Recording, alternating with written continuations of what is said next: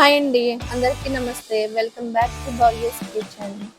ఇవాల్టి వీడియోలో మీకు చేపల నిల్వ పచ్చడి ఏ విధంగా తయారు చేసుకోవాలో చూపిస్తున్నాను. ఎక్కువగా అందరూ చికెన్ నిల్వ పచ్చడి, రొయ్యల పచ్చడి, అలాగే మటన్ పికిల్ తయారు చేసుకుంటుంటాం కదా. అలా కాకుండా ఒకసారి ఇలా చేపల పచ్చడి చేసి చూడండి. చాలా చాలా టేస్ట్గా ఉంటుంది. ఈ చేపల నిల్వ పచ్చడిని ఒకసారి చేసి పెట్టుకున్నామంటే 3 months వరకు నిల్వ ఉంటుంది. ఎలా చేయాలో సింపుల్గా ఈజీగా ఈ వీడియోలో చూసేయండి. వీడియో ఎక్కడ స్కిప్ చేయకుండా చూడండి.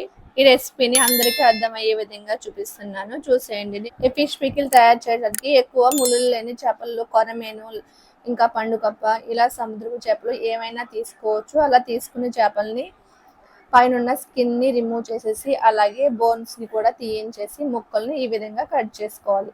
చిన్నగా కట్ చేసుకుంటే చేపల పచ్చడి చాలా టేస్ట్గా ఉంటుంది. ఈ విధంగా చిన్న చిన్న ముక్కలుగా కట్ చేయించుకుని తెచ్చుకున్నాం. ఇలా కట్ చేయించుకున్న ముక్కల్ని 2-3 సార్లు శుభ్రంగా కడుక్కున్నాక చిటికెడు పసుపు, 1 tablespoon సాల్ట్ వేసుకుని ఒక 5 నిమిషాల పాటు కలుపుకుని పక్కన పెట్టుకోవాలి. తర్వాత ఈ ఫిష్ పికిల్ తయారు చేయడానికి మసాలాను ప్రిపేర్ చేసుకోవాలి. 2 tablespoons ధనియాలు, 1 tablespoon జీలకర్ర, ఒక 6 ఇలాచీలు, 6 లవంగాలు, చిన్న ముక్క దాల్చిన చెక్క, 1/2 teaspoon మెంతులు వేసుకుని స్టవ్ని సిమ్లో పెట్టుకుని వీటన్నిటిని బాగా ఫ్రై చేసుకోవాలి. దోరగా ఈ మసాలాలన్నింటినీ ఫ్రై చేసుకున్నాక వీటిని చల్లారిపోయాక మిక్సీ జార్లో వేసుకుని మెత్తని పొడిలా చేసుకుని పక్కన పెట్టుకోవాలి.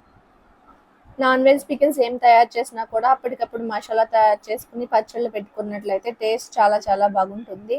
ఇలా ఫ్రెష్గా చేసిన పచ్చడి మరిన్ని రోజులు టేస్ట్గా ఉంటుంది. ఈ ఫిష్ పికిల్ తయారు చేసుకోవడానికి స్టవ్ వెలిగించుకుని ఇలాంటి నాన్ స్టిక్ కడాయి పెట్టుకోవాలి. నాన్ స్టిక్ కడాయి అయితే ముక్క అంటుకోకుండా బాగా ఫ్రై అవుతుంది. 1 kg చేప ముక్కలకి 400 grams వరకు ఆయిల్ పడుతుంది. నేనైతే వేరుశనగ నూనె తీసుకున్నాను. వేరుశనగ నూనెలో మనం ముందుగా మ్యారినేట్ చేసి పెట్టించుకున్న చేప ముక్కల్ని కడాయికి సరిపడనన్ని ముక్కలు వేసుకుని దోరగా ఫ్రై చేసుకోవాలి. స్టవ్ని లో టు మీడియంలో పెట్టుకుని ఈ విధంగా ఫ్రై చేసుకుని తీసుకోవాలి. మరి అన్ని ముక్కలు ఒకసారి వేసేయకూడదు, చేప ముక్కలు విడిపోతాయి. ఇలా ముక్కలన్నీ ఫ్రై చేసుకున్నాక ఇందులోకి 4 tablespoon అల్లం వెల్లుల్లి పేస్ట్, కొద్దిగా కరివేపాకు వేసుకుని అల్లం వెల్లుల్లి పేస్ట్ పచ్చివాసన పోయేంత వరకు ఫ్రై చేసుకోవాలి. అల్లం వెల్లుల్లి పేస్ట్ పచ్చివాసన పోకపోతే పచ్చడి నిల్వ ఉండదండి. ఈ విధంగా పొంగుతూ ఉన్నంత వరకు ఫ్రై చేసుకోవాలి.